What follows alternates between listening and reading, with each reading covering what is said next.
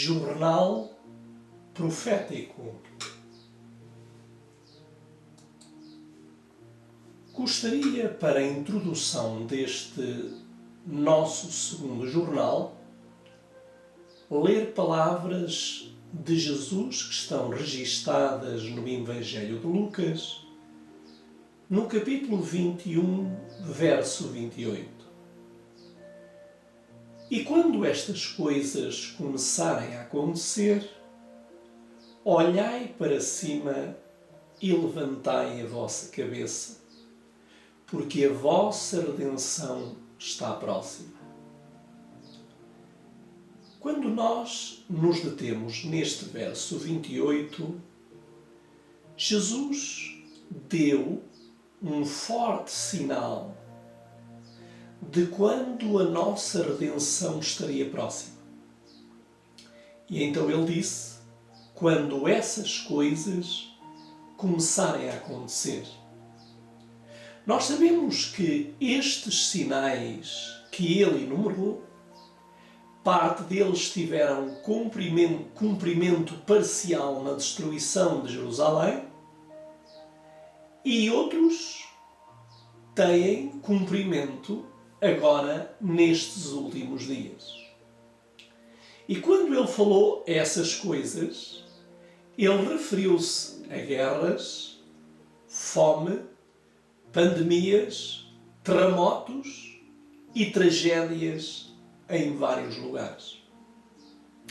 A mensageira do Senhor, no livro Profetas e Reis, na página 278, escreveu o seguinte: estamos no limiar da crise dos séculos. Em rápida sucessão, os juízos de Deus se seguirão uns aos outros.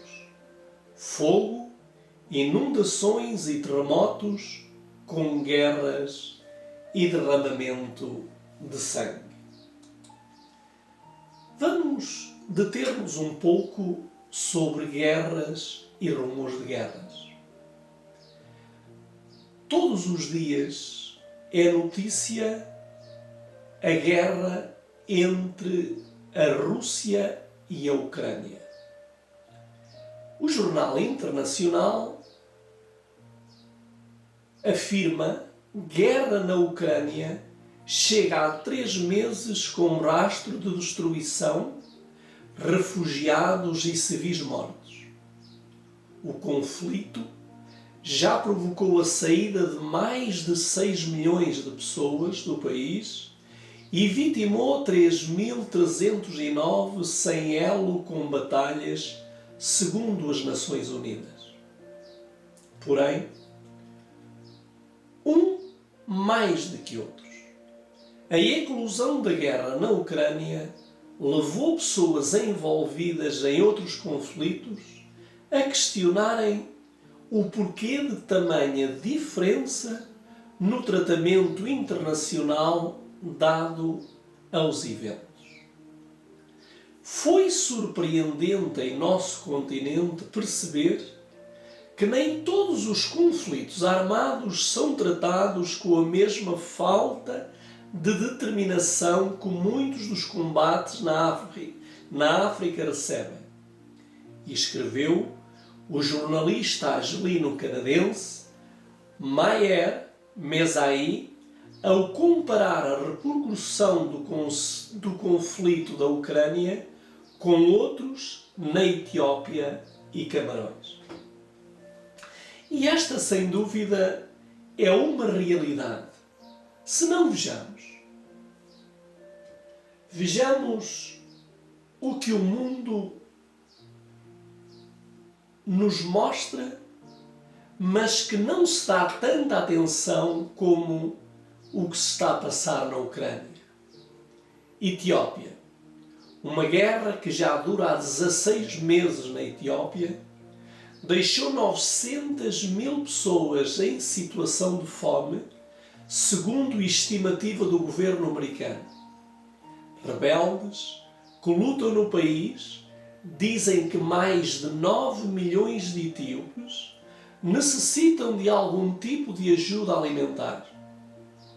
O conflito desencadeado em novembro de 2020 é um dos mais brutais no mundo atualmente, com relatos de assassinato de civis e estupros em massa, segundo a Amnistia Internacional. Iêmen. A ONU diz que a guerra no Iêmen resultou em níveis chocantes de sofrimento e causou o pior desastre humanitário do mundo. O conflito já produziu 233 mil mortes, incluindo 131 mil por causas indiretas como faltas de alimentos, serviços de saúde e infraestrutura. Mais de 10 mil crianças morreram como consequência direta dos combates. Além destes dois países, temos um terceiro país, que é Myanmar. A ONG, Humanitária Internacional Rescue Committee, estima que os conflitos que se espalharam por todo o país, desde que os militares tomaram o poder, já deslocaram 220 mil pessoas em 2021.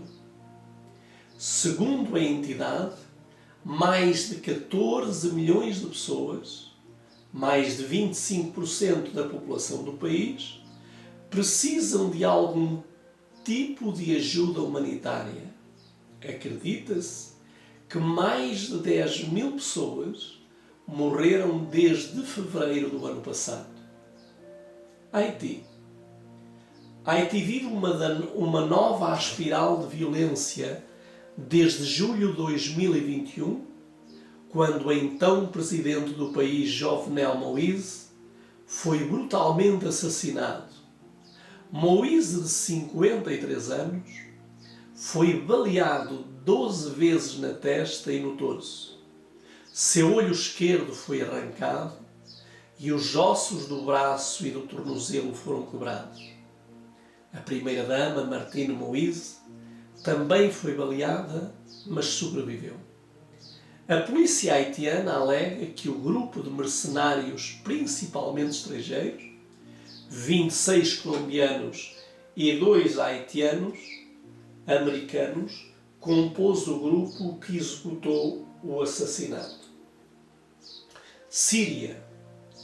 Protestos inicialmente pacíficos contra o presidente Bashar al-Assad da Síria em 2001 se transformaram em uma guerra civil de grande escala que já dura há mais de uma década. O conflito deixou mais de 380 mil mortos. Arrasou cidades e envolveu outros países estrangeiros. Mais de 200 mil pessoas estão desaparecidas. Presume-se que morreram. Gostaria de falar agora de uma outra notícia que está relacionada com reuniões que estão a decorrer até agora ao dia 26, o próximo dia 26, que é o Fórum Económico Mundial, que está a decorrer em Davos, na Suíça. É a 51ª edição e contará com 2.500 participantes, entre eles cerca de 50 chefes de Estado e do Governo.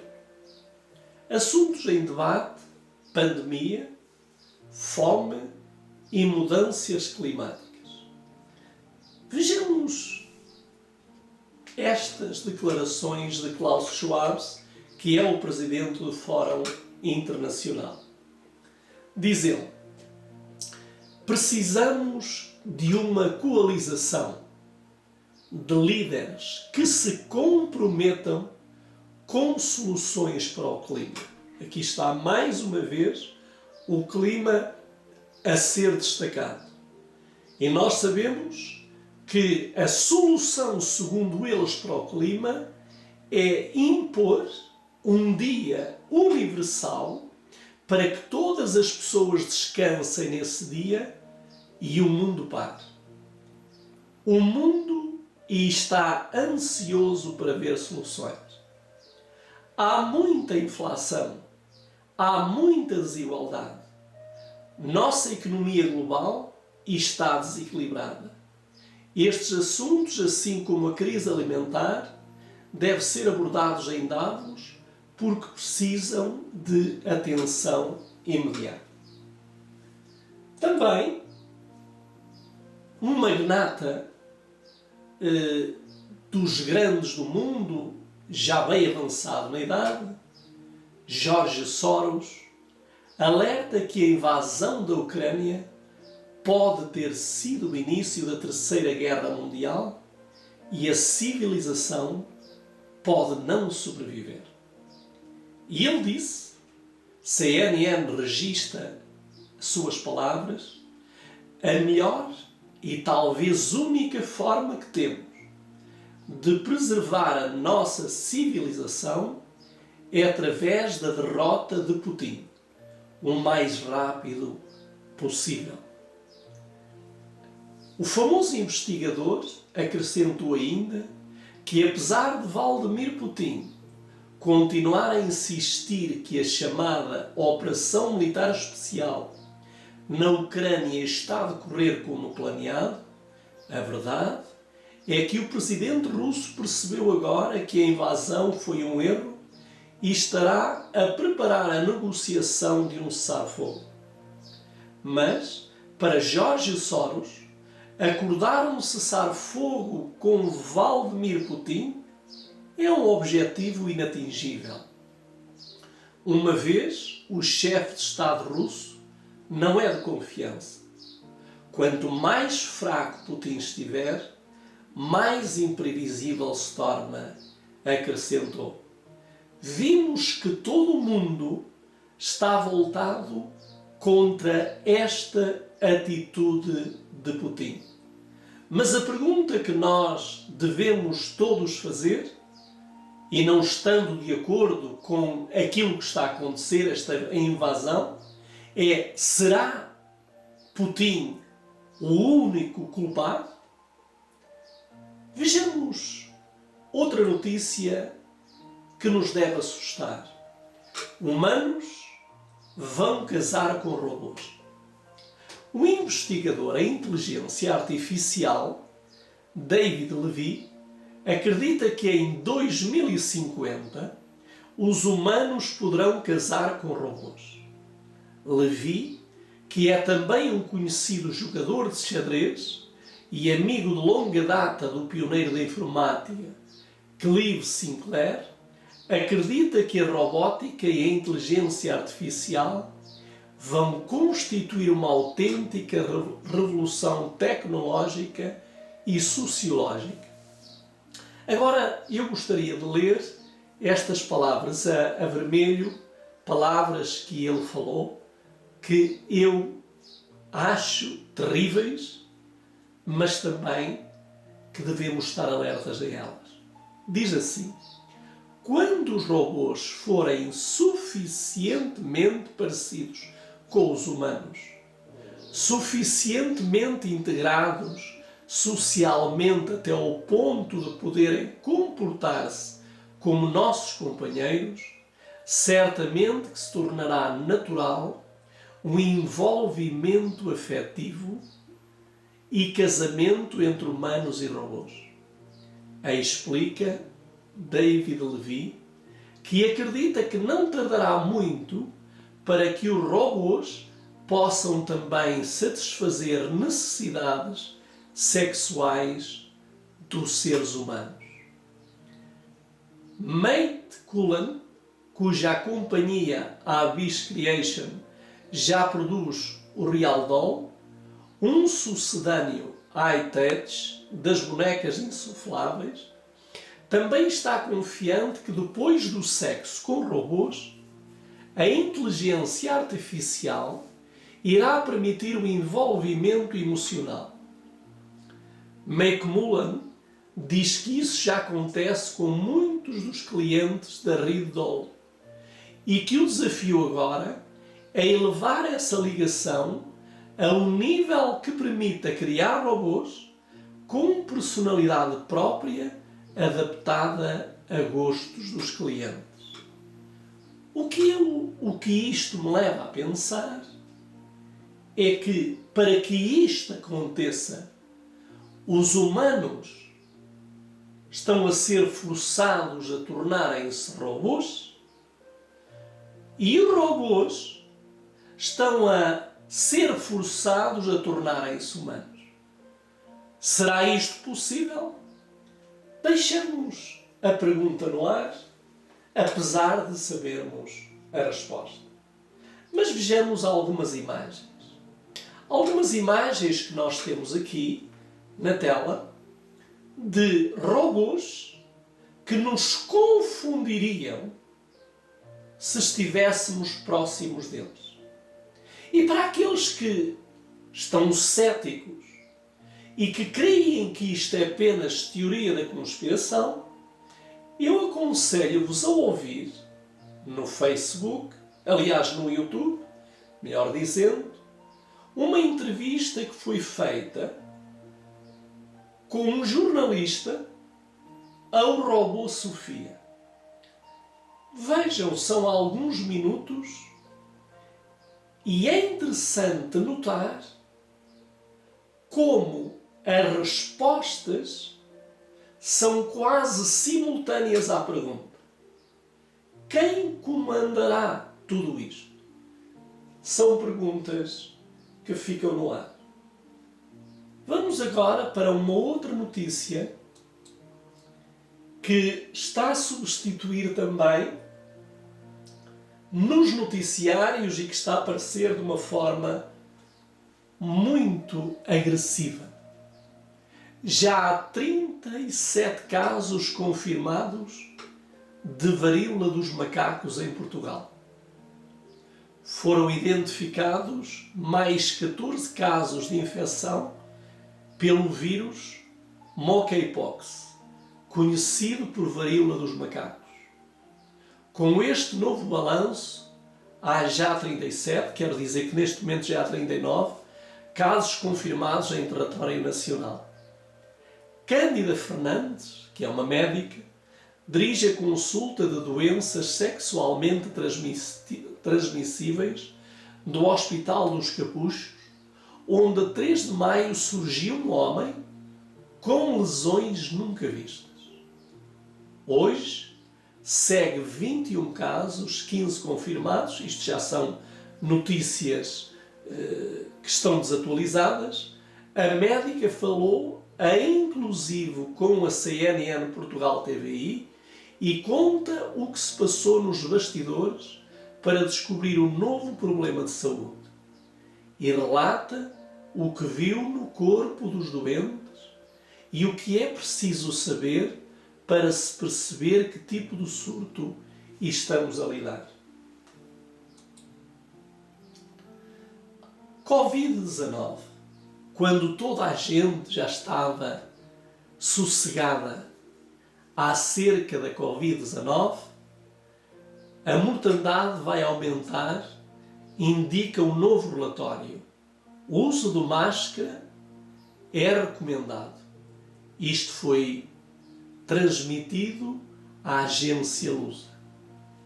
Os óbitos diários, em média, móvel a 7 dias, passaram de 20,3 para 30,3 desde 16 de maio. Uma subida de 50%, que se acentuará nos próximos dias, abro aspas, onde diz que poderemos chegar a infectados diariamente mais ou menos 70 mil. A recente subida dos casos provavelmente contribuirá para a subida deste indicador nos próximos 30 dias e estima a análise de risco a qual a Lusa teve acesso, elaborada pelo Grupo de Trabalho IST, que acompanha a evolução do Covid-19. De acordo com o relatório, o uso da máscara é assim recomendado em grandes eventos de massas ao ar livre, em concertos e em evento fechado e em contexto laboral, quando se verificar uma proximidade entre trabalhadores inferiores a 2 metros. Portanto, nas fábricas, em todos os lugares onde as pessoas trabalham próximas uma das outras, a máscara voltará. Deixem-me terminar com a última notícia que nos fala, aliás, a penúltima notícia que nos fala da fome mundial. Várias organizações têm vindo a alertar para os efeitos que a guerra na Ucrânia pode ter no sistema alimentar mundial. A ONU desbloqueou 92 milhões de euros para combater a fome em 6 países africanos e no Iêmen. Para além do cenário catastrófico na Ucrânia, a guerra está a ter efeitos em cadeia desastrosos noutras partes do mundo, devido ao papel da Ucrânia como principal fornecedor internacional de cereais. Juntas, a Rússia e a Ucrânia produzem 30% da oferta mundial de trigo e exportam cerca de 3/4 de óleo de semente de girassol do mundo. Metade dos cereais que o Programa Alimentar Mundial compra para a distribuição em todo o mundo procede da Ucrânia. Do montante total, 14 milhões irão para a Somália, 12 milhões para a Etiópia, 4 milhões para o Quênia, 20 milhões para o Sudão, 15 milhões para o Sudão Sul, 15 milhões para a Nigéria e 20 milhões para o Iêmen. O dinheiro permitirá às agências especializadas das Nações Unidas e aos seus parceiros fornecer alimentos essenciais, dinheiro e outros recursos, como serviços médicos, abrigos e água potável, precisa o comunicado da ONU.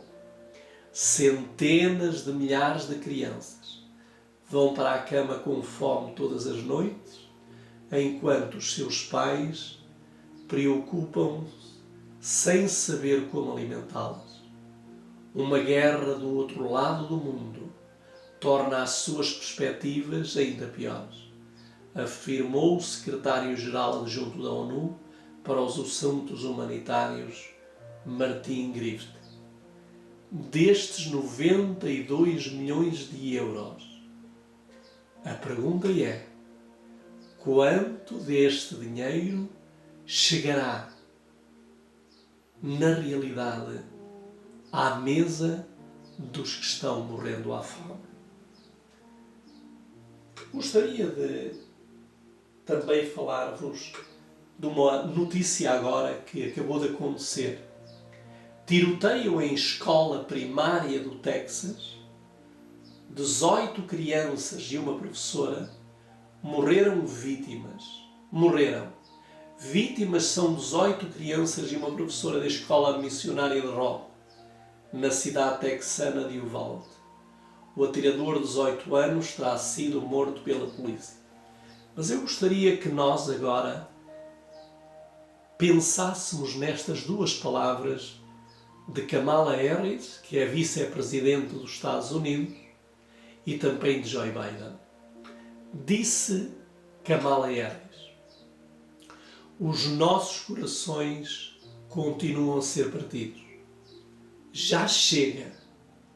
Como nação, temos de ter a coragem de agir e perceber como uma política pública razoável e sensata pode assegurar que algo assim nunca mais aconteça, disse Kamala Harris.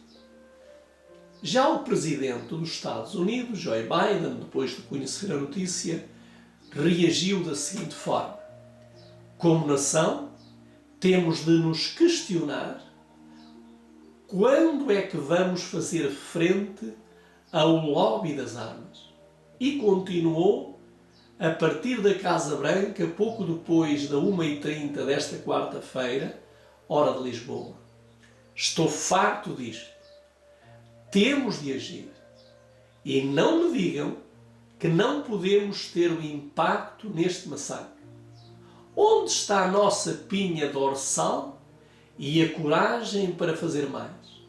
É a altura de transformar esta dor em ação.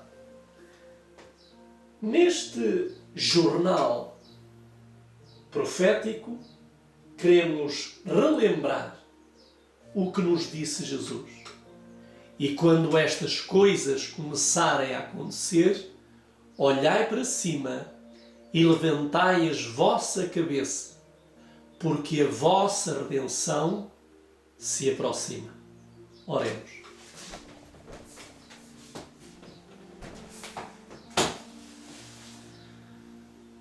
Senhor nosso Deus, tem compaixão de nós e de todos os habitantes que vivem neste mundo,